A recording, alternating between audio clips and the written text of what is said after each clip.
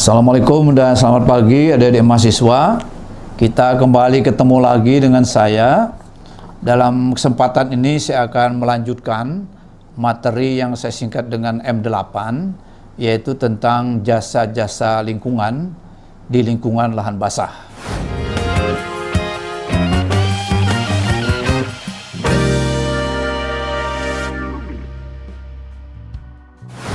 Secara umum dibagi dua. Ada yang produk-produk dari lingkungan basah itu adalah ada yang berupa barang, ada yang berupa jasa. Kalau dalam bahasa Inggris kita kenal di bidang ilmu ekonomi itu adalah goods and services.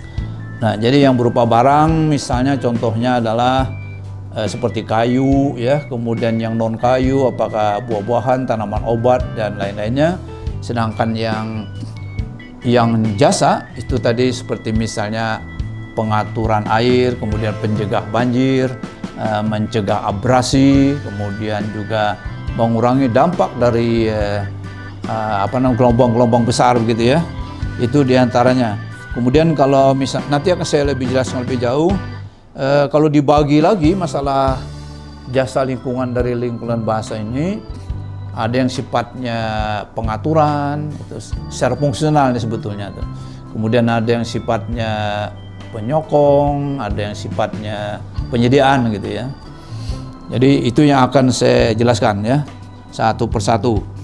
Nah, tujuannya sebetulnya kenapa jadi kita berikan ini, harapannya nanti setelah mahasiswa menerima pelajaran ini, mereka akan bisa menyampaikan, menjelaskan bahwa jasa-jasa lingkungan hidup itu adalah terdiri dari misalnya ada yang berupa barang, ada yang berupa jasa, atau kalau dibagi dalam fungsi ada yang berupa penyedia, ada yang berupa pengatur dan lain-lain seperti itu.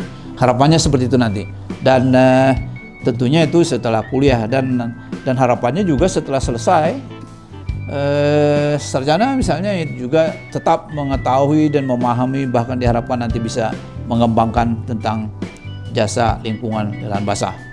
Nah sekarang misalnya begini, jasa lingkungan ya yang kita bicara sekarang berdasarkan barang dan jasa. Tadi saya katakan yang dalam bentuk barang adalah berupa kayu. Kita tahu bahwa di lahan basah ini ada hutan mangrove ya, ada hutan rawa, ada hutan gambut, ada hutan pantai, dan sebetulnya tidak hanya itu, di daerah tinggi pun kalau ada danau apa segala itu juga termasuk lahan basah. Nah, jadi seperti itu. Nah, seperti gambut misalnya, sekarang kita karena tadi kita bicara tipe-tipe hutan. Dan supaya diketahui bahwa tipe-tipe hutan dia menghasilkan jenis-jenis kayu yang berbeda-beda. Dan pemanfaatannya pun atau kegunaannya pun itu juga tentu berbeda-beda. Seperti di hutan mangrove misalnya, itu memang kebanyakan didominasi oleh jenis dari bakau ya, mycorrhiza secara umum. Di sana memang jenisnya tidak terlalu banyak, relatif agak homogen. Nah, di sana banyak kayu yang bisa kita dapatkan. Kegunaannya juga tentu macam-macam. Dan selain kayu, sebetulnya dari getah-getah kayunya pun itu juga sangat bermanfaat. Misalnya salah satunya digunakan untuk zat penyamak, untuk industri batik kah, atau kulit kah, atau apa begitu. Itu banyak kegunaannya itu. Dan di mangrove itu banyak keunikan yang bisa kita lihat. Salah satunya misalnya ciri khasnya yang orang mudah sekali mengenal bentuk akarnya ya. Bentuk akarnya ini berbeda dengan pohon-pohon yang ada di daratan. Sebetulnya bentuk yang macam-macam itu apakah seperti jangkar, apakah seperti keris, apakah seperti yang lain lagi, itu sebetulnya bentuk dari adaptasi ya dari pohon itu sendiri supaya dia bisa bertahan hidup. Kita tahu bahwa akar ini supaya bisa bekerja, menyerap air, mengambil unsur hara yang akan dikirim ke bagian daun, itu dia perlu energi ya. Dari mana dia dapat energi? Itu dari karbohidrat yang merupakan hasil proses fotosintesa. Nah, karbohidrat itu harus dibakar oleh oksigen, ya, baru dia menghasilkan tenaga atau energi bagi akar untuk bekerja, untuk bergerak dan macam-macam. Nah, oleh karena ini akarnya terendam air, tentu oksigen akan susah didapat oleh akar, ya. Kalau kita seperti biasa di tanah darat itu, akarnya kan tidak terkena air. Ini terkena air. Nah, karena terkena air, supaya dia bisa hidup, akhirnya dia membentuk akar. Macam-macam itu. Itu sengaja diciptakan Tuhan supaya kita mudah mengenal. Misalnya seperti bentuk keris. Nah, itu biasanya Avicennia, ya. Avicennia. Kalau yang seperti jangkar, itu biasanya Rhizopora. Jadi kita mudah sekali sebetulnya mengenalnya. Kemudian juga yang harus dipahami, masing-masing tumbuhan yang ada di mangrove itu juga ada sensitivitasnya terhadap kadar garam, yang bahasa ilmiah itu salinitas lah, ya. Kalau di laut kan biasanya kadar garamnya tinggi. Kalau semakin ke darat, maka dia akan semakin berkurang konsentrasi garamnya. Nah, itu juga bisa menggambarkan nanti jenis-jenis dari pantai sana sampai ke darat itu akan berbeda sesuai dengan sensitivitasnya dengan kadar garam tersebut. Dan sebetulnya ada lagi yang lebih unik, ya, yang perlu kita pahami itu, kan dia menghisap air yang ada garamnya. Biasanya tanaman akan mati kalau terlalu tinggi garamnya itu, karena ada klornya itu masalahnya. Ini kehebatan dia itu, kan kalau sampai di daun, nanti kan terjadi penguapan nih. Mau tidak mau, garamnya mungkin ada yang ketinggal itu sebetulnya di daun itu sendiri. Yang lainnya bisa aja sih menguap. Nah, di situ tuh hebatnya si mangrove ini. Kemudian tadi saya katakan bahwa mangrove ini secara proses fisiologi dia dikenal dengan tanaman C4. Jadi rantai C-nya itu 4. Kalau tanaman lainnya di luar mangrove itu adalah rantainya C3. Secara ilmiah sudah dibuktikan bahwa tanaman C4 ini lebih produktif dibandingkan tanaman C3, ya. Jadi kalau misalnya tanaman C3 itu kalau sudah suhu naik, maka stomata mulut daunnya akan tertutup sehingga CO2 dan lain-lain itu tidak bisa masuk. Berarti itu aja yang diolah untuk dijadikan karbohidrat. Tetapi kalau pada C4 yang di C3 sudah tutup, mulut daunnya sini masih terbuka sehingga masih bisa masuk input. Nah, produk akhirnya bisa lebih banyak daripada di sini. Jadi dia suhunya lebih tahan suhu lah daripada C3. Di samping itu ada juga keanehan ini antara tanaman C3 dan C4 itu. Kalau C3 ini sambil membuat karbohidrat, tapi sambil juga dipakai karbohidratnya begitu, ya. Namanya fotorespirasi, tapi nanti kita akan bicara lebih detail itu di fisiologi pohon, ya. Di sini hanya sebagai pengantar saja. Sedangkan yang di C4 itu tidak, kalau dia bikin aja, karena tidak ada fotorespirasi itu tadi, akhirnya lebih banyak hasil karbohidratnya dibandingkan C3. Nah, oleh karena itu tidak aneh kalau tanaman C4 itu menyerap gas rumah kaca itu lebih banyak daripada yang C3. Nah, jadi saya kira kalau kita bisa mempertahankan hutan mangrove, itu luar biasa gas rumah kacanya bisa diserap lebih banyak sehingga pemanasan global bisa kita kurangi lah seperti itu, ya. Karena kita tahu dengan pemanasan global ini terjadi perubahan iklim, kita sering banjir, kemudian hujan yang tiba-tiba banyak begitu, intensitasnya tinggi, nah seperti itu. Nah, lalu hasil lain kan dari ini yang berupa barang tadi selain kayu, ada hasil non kayu, apakah itu buah-buahannya, apakah itu getah-getahnya, apakah cairan-cairan lain, itu banyak dihasilkan. Nah, itu yang berupa produk, ya, berupa barang. Nah, selain itu juga ada jasanya yang berupa jasa lingkungannya yang tidak berupa barang, tapi dia mengamankan lingkungan kita, misalnya menghindarkan banjir tadi. Kemudian kita tahu sekarang ini pencemaran sudah sering terjadi, seperti Kalsel ini aja, itu kualitas airnya itu jelek itu.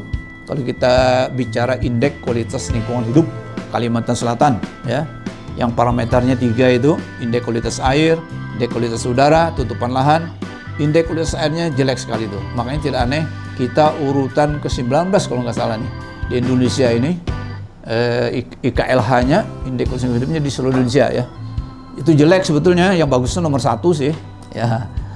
Nah, jadi itu dampaknya ada. Jadi mahasiswa harus paham ini, dampaknya ada. Kita kan tiap hari makan ikan misalnya ya. Padahal ikan itu diambil dari sungai kah, entah dari laut sendiri kah, yang kita nggak ngerti. Di sana ada pencemaran. Nah, ikannya kita makan. Hari ini mungkin sedikit masuk bahan pencemaran logam beratnya, tapi sampai sebulan, sampai setahun, itu sudah di luar daya dukung, daya tahan tubuh kita. Hanya kita bisa kena kanker gitu ya. Kanker itu ya tahu sendiri lah ya, tidak bisa sembuh. Katanya kalau sudah kanker ada muncul kanker kedua, kantong kering. Nah, karena mengobati kanker ini nggak sembuh-sembuh, habis duit. Nah, ini sambil goyonan supaya jangan tegang ya. Nah, seperti itu. Nah, lalu jadi saya kira ini dengan kita memahami tentang jasa-jasa lingkungan yang dihasilkan oleh lingkungan lahan basah, jadi kita akhirnya di dalam mengumpatkan lahan basah ini harus berhati-hati sekali ya. Boleh-boleh saja memang itu diciptakan Tuhan untuk mendukung kehidupan manusia. Yang penting jangan over eksploitasi ya.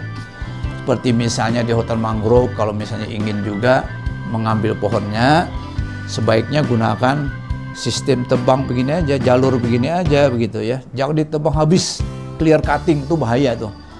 Nanti pemulihannya kayak apa gitu kalau clear cutting tuh. Kita nanam nanti diterpa ombak gitu, mati gitu ya. Jadi sebaiknya kalau dengan jalur begini kan yang ditebang, ini masih ada yang melindungi dari gempuran ombak. Kemudian sebagai sumber anakan juga bibit ada, karena pohonnya masih ada begitulah. Jadi pintar-pintar aja itu. Sebetulnya ilmunya ada sih, cuma masalahnya manusia ini kadang-kadang ya gimana ya, kemauannya itu luar biasa tuh. Jadi sebetulnya sumber daya alam kita ini, itu kalau kita gunakan, kita manfaatkan dengan baik, sesuai dengan daya dukung dan daya tampungnya, tidak ada masalah sebetulnya. Cuma ini karena manusia ini ya, ingin bagaimana cepat kaya kan nggak ngerti itu, dieksploitasi saja besar-besaran. Akhirnya dalam pemulihan ini susah. Sudah banyak bukti itu. Tadinya kampung orang tuh di laut sana 1 kilo, sekarang sudah kesini nih kampung nih kena abrasi. Begitu menanam juga susahnya menanamnya itu ya. Ditanam, digempur ombak, mati dia. Hanya biaya jadi besar gitu. Jadi inilah makanya juga kita berikan tentang masalah lingkungan basah ini. Orang-orang di Unlam ini, lulusan Unlam harusnya memahami tentang ini ya. Sehingga kita bisa menyelamatkan. Kalau ada misalnya pertanyaan ya, itu boleh disela begitu. Nanti saya selain yang PowerPoint yang akan saya berikan seperti yang terlihat, saya juga akan memberikan yang berupa video-video begitu, sehingga menarik kita itu.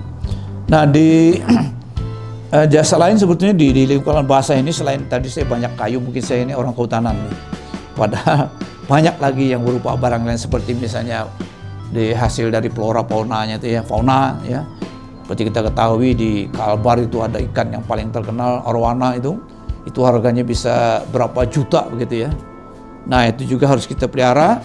Bagaimana habitatnya jangan dirusak. Kita bisa mengeksploitasi, menangkapnya, tapi seperti yang saya katakan tadi adalah daya dukung, daya tampungnya. Dan yang diharapkan sebetulnya supaya dia tidak punah, kita harus menggali terus penelitian ilmunya bagaimana membudidayakannya ya, sehingga dia tidak punah. Seperti contoh di Kalimantan ini ada yang namanya pohon gaharu. Itu dulu kita nggak ngerti bagaimana budidayanya. Ditebang terus, memang harganya jutaan juga sih. Yang kayunya berbau wangi itu. Saya lihat waktu saya di kota Riyadh, Arab Saudi itu, orang Arab senang sekali tuh yang namanya gaharu dari Indonesia. Soalnya baunya itu luar biasa gitu. Nah, karena tidak ada ilmunya kita tebang, akhirnya punah. Sekarang alhamdulillah kita sudah menemukan bagaimana membudidayakan pohon gaharu. Malah sudah ditemukan jamurnya apa. Ternyata yang bikin wangi itu adalah si pohon gaharu itu diserang oleh jamur tertentu. Lalu si pohon itu rupanya entah rasa sakit atau gimana nggak ngerti kita, ingin membunuh si jamur itu, dia hanya mengeluarkan cairan menuju ke serangan itu. Akhirnya di tempat itulah ditemukan yang bau wangi. Nah, makanya kalau secara alami yang kita temukan dari pohon yang besar itu, yang mungkin berapa meter, paling-paling 1 kilo dapatnya. Pada pohonnya besar sekali, pohonnya harus tebang, dibongkar-bongkar gitu. Nah, seperti itu. Sekarang dengan diketahui bahwa penyebabnya itulah dari jamur, akhirnya orang menemukan jamurnya, disuntik sekarang itu. Mau berapa titik sekarang, akhirnya jamurnya, garunya banyak didapat.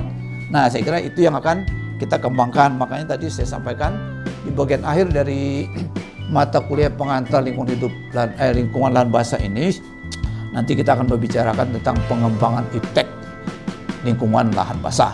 Nah, jadi itu apakah dari segi floranya, apakah dari segi faunanya. Nah, dan samping itu kita harus juga mengkonservasi hutan-hutan tertentu di lahan basah sebagai nama sumber gen, ya, karena ini penting sumber gen ini. Kalau suatu saat misalnya tanaman kita ini sudah tidak tahan lagi terhadap serangan hama, nanti kita kawinkan dengan yang alami, kita menemukan bisa jadi ada gen yang tahan hama, kita kembangkan lagi, akhirnya tanaman kita menjadi lebih baik. Saya kira itu dulu sebagai pengantar, dan nanti adik-adik mahasiswa akan saya berikan tugas supaya lebih mendalami lagi. Bahannya sudah saya siapkan, di perpustakaan pun sudah saya kontak petugasnya. Nanti kalau ada mahasiswa saya lingkungan lahan basah ingin meminjam buku ini, tolong dipinjami ya sebagai tugas. Karena adik-adik sudah paham sendiri pengertian satu SKS itu terdiri dari 3.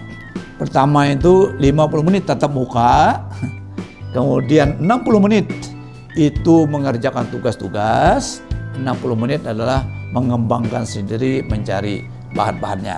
Nah, itu juga berlaku kepada dosen. Jadi 3 itu juga bagi dosen, nanti 50 menit menjelaskan kepada adik-adik hal-hal yang pokoknya saja, sedangkan yang lebih detailnya nanti bisa dari bahan-bahan lain. Yang kedua, dosen terus menyiapkan tugas-tugas untuk adik-adik ini. Ya. Yang ketiga adalah dosen juga harus menambah pengetahuannya melalui cari bahan-bahan sendiri ya. Nanti sekarang ini agak enak sih kita lewat Google atau apa gitu ya. Luar biasa sekarang ini, nggak seperti zaman saya dulu harus betul-betul di buku biasa begitu gitu ya. Dulu IT belum berkembang gitu ya. Saya kira, dan jangan sungkan-sungkan kalau ada mau bertanya silakan, karena kemudahan kita untuk mencari data informasi lewat Google, sehingga bisa jadi adik-adik lebih tahu dulu dari saya tentang masalah itu ya. Makanya seperti itu. Saya kira demikian. Terima kasih. Assalamualaikum warahmatullahi wabarakatuh.